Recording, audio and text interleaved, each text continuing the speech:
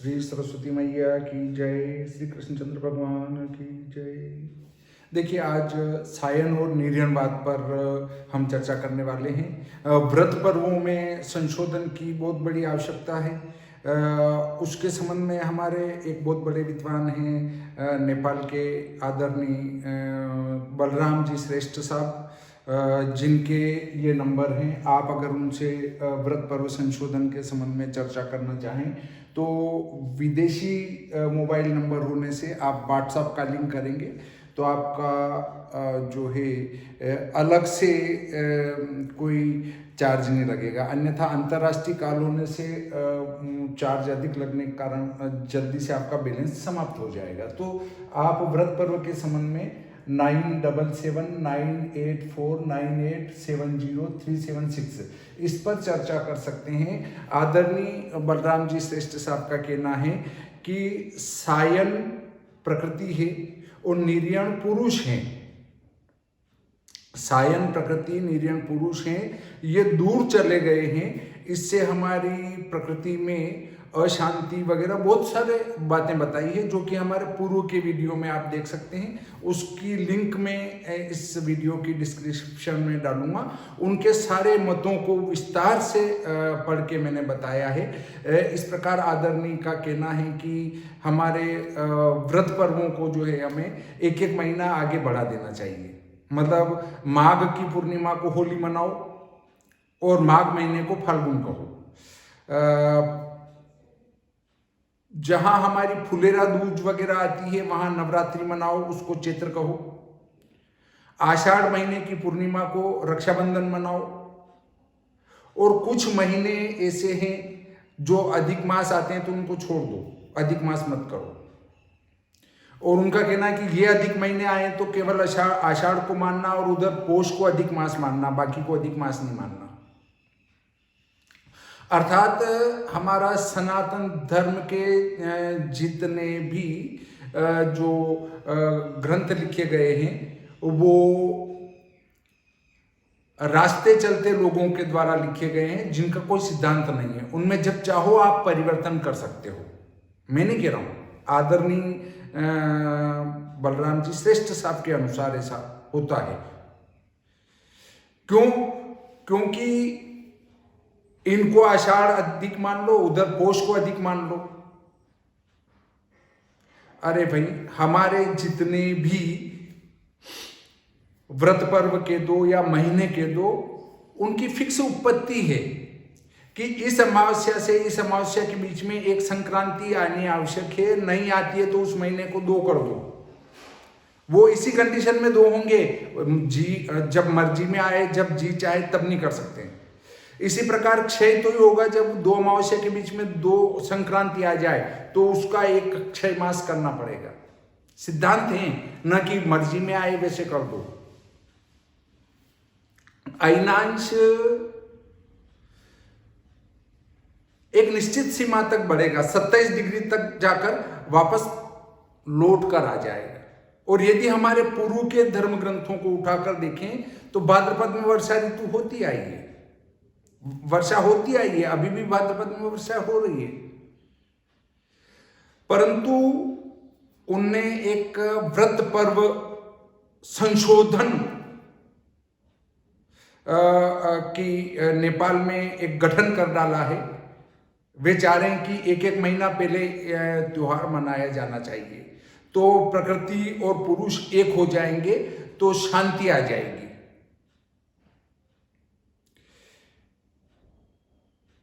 तो क्या हमारे धर्म ग्रंथ मूर्खों ने लिखे हैं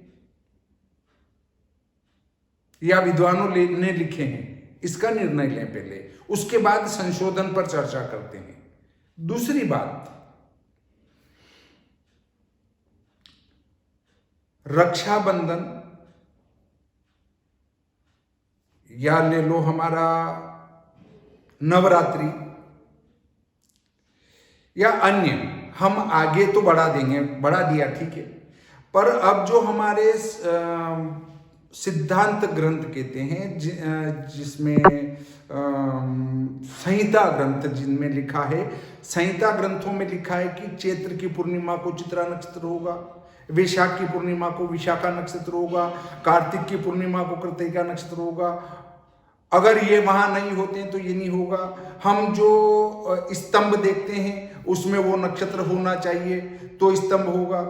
अब अगर एक एक महीना इनको पहले बढ़ा देंगे तो आपके वो स्तंभ चारों नहीं मिलेंगे। अर्थात किसी भी वर्ष आपका न तो जल स्तंभ होगा, न वायु होगा, न तृण होगा, कोई सा भी स्तंभ नहीं होगा। इसी प्रकार वर्ष के 4 किले माने गए हैं दुर्ग, तो वो भी नहीं होंगे। तब उनके लिए आप नया सिद्धांत कौन सा रखेंगे? तब आपने अगर अक्षय तृतीया को उठा के आगे ले लिया एक महीना पहले और वो नक्षत्र नहीं मिलेगा, तो फिर वहां जो वो निर्धारित करेंगे उसको कैसे निर्धारित क्या उसके लिए भी आप नक्षत्र बदलेंगे? और जब सारा ही बदलना है तो हमारे हिंदू धर्म के सभी शास्त्रों को समाप्त करके नए ग्रंथ लिख डालो आपके हिसाब से। अब देखिए, मैं इसके संबंध में आपको बताऊंगा कि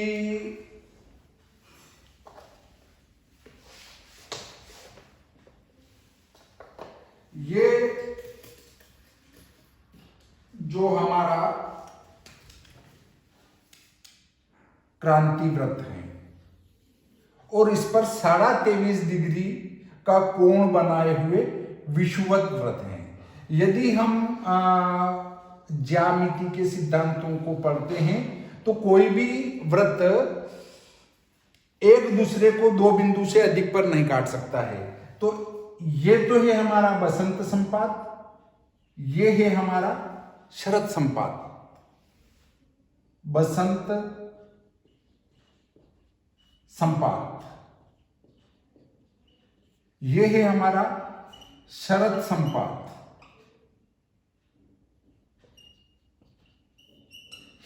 अब यहां हमारा राशि का स्थिर बिंदु है, यहां हमारा राशि का स्थिर बिंदु है जिसको कहते हैं मेष। मतलब यहां से मेष प्रारंभ होता है और ये जो बसंत संपात है वो यहां से 50.20 विकला प्रति वर्ष आगे खिसकता जा रहा है।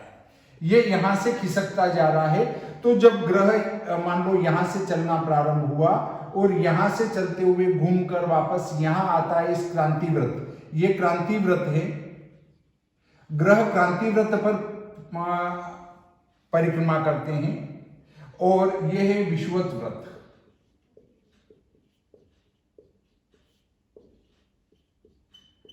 ये काल्पनिक व्रत हैं, आकाशीय काल्पनिक व्रत हैं।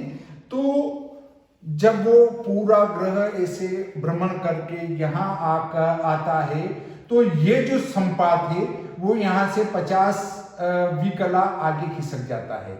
इसी मान को हम सायन कहते हैं और हमारा तो यहां से ग्रह चल के यहां आया उसको हम निर्यण कहते हैं। तो इससे ये यहां चलने में ग्रह को 50.20 विकला अधिक चलना पड़ता है। तो हमारे निर्यण वर्ष से सायन वर्ष थोड़ा बड़ा हुआ करता है। ये बात आप समझ चुके होंगे। अब ये खिसकते खिसकते जो बसंत संपात यहाँ आ गया है 23.5 डिग्री पर और अधिकतम वो यहाँ 27 डिग्री तक आएगा और वापस रिटर्न हो जाएगा और यहाँ से संपात हो जाएगा, मतलब वो यहाँ मिल जाएगा। अब उनका कहना है कि ये बसंत संपात क्या है? प्रकृति है और ये पुरुष हैं, ये दोनों दूर हो गए हैं। तो एक काम करो कि 1 महीना उसको आगे बढ़ा दो तो ये दोनों मिल जाएंगे। मिलेंगे कहां से? वो तो दूर ही रहेंगे, एक नहीं होंगे। अगर आप निर्यण को और सायन को एक मान लो तो इसका अर्थ ये नहीं कि वो दोनों एक हो गए।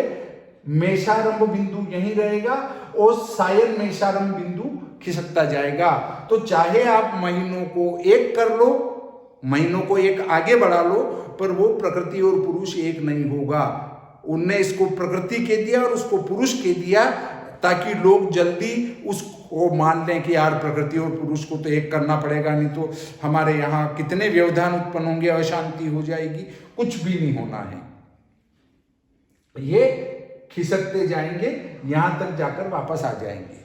तो अगर हमारा अभी 23 डिग्री है और 4 डिग्री और अगर आगे जाकर लौटता है तो 4 डिग्री में कोई फर्क पड़ने वाला नहीं है। दूसरी बात, हम ये सिद्ध करना चाहते हैं कि हमारे पुरखों को इस बात का ज्ञान नहीं था कि सायन के कारण जो है हमारे इसमें व्यवधान उत्पन्न हो जाएगा। तो मैं आपको ये बता दूं कि हमारे पुरखों को सब ज्ञान था। उनने कहा ग्रह गणित करो।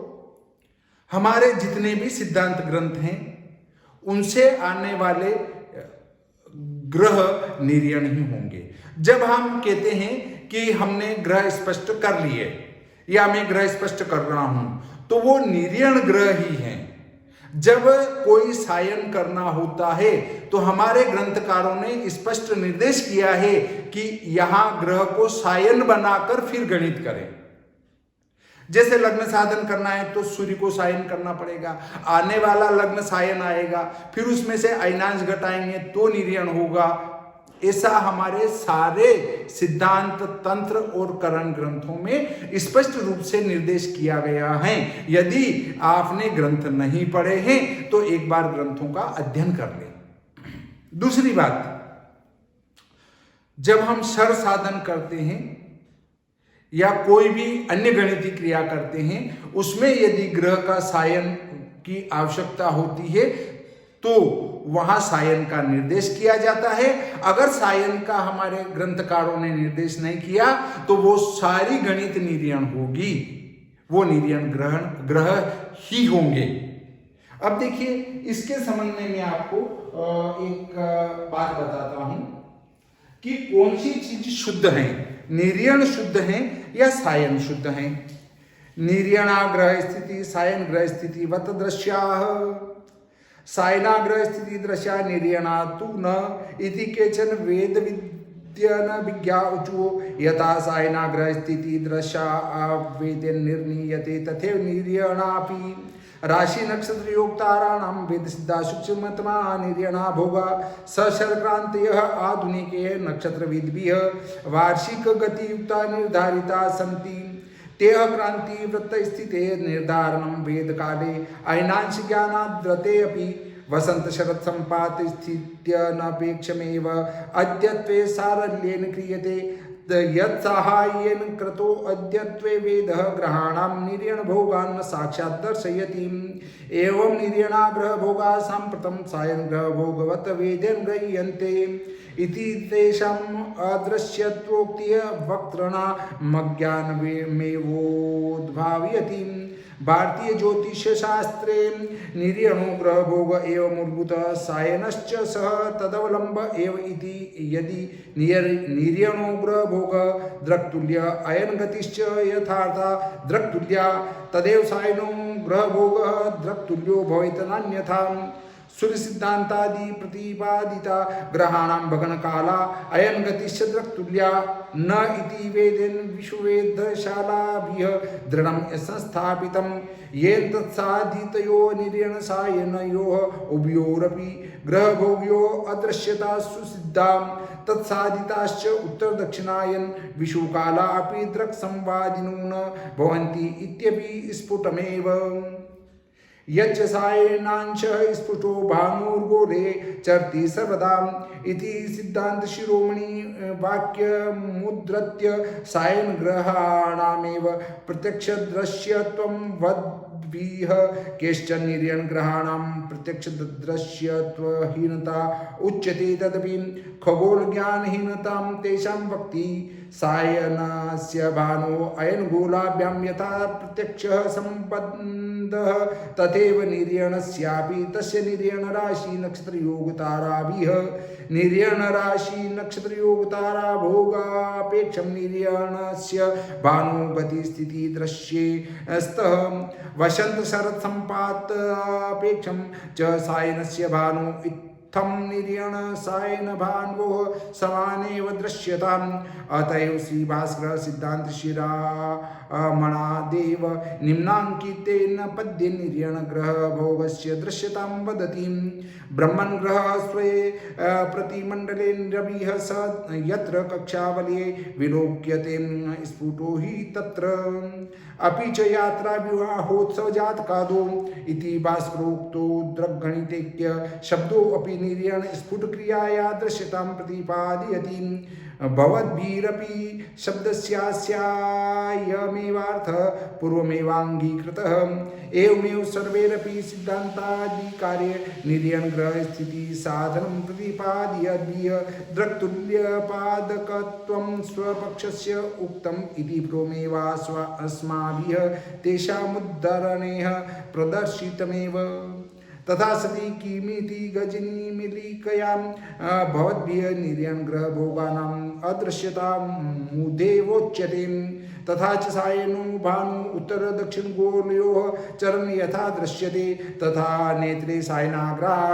न हि सायन भानुवत सायना इतरे ग्रहा जीरो राशि जीरो अंश जीरो कला जीरो विकला तुल्य भोगा वसंत संपात 6 राशि जीरो अंश जीरो कला जीरो विकला तुल्य भोगाच शरद संपातम सर्वदा आद्यासते तेषां शरद तुल्ये अंतरे विद्यमानत्वात् अतः सूर्यवर्ज अन्येषां ग्रहाणां सायने भोगे गोलनिर्णयः व्यभिचारी इति न जानन्ति सायनायाः स्थितेः गोलापेक्षां दृश्यतां वदन्त एते खगोल स्थिति ज्ञान दरिद्रा केचन सौरपक्ष प्राणा ज्योतिर्विदः।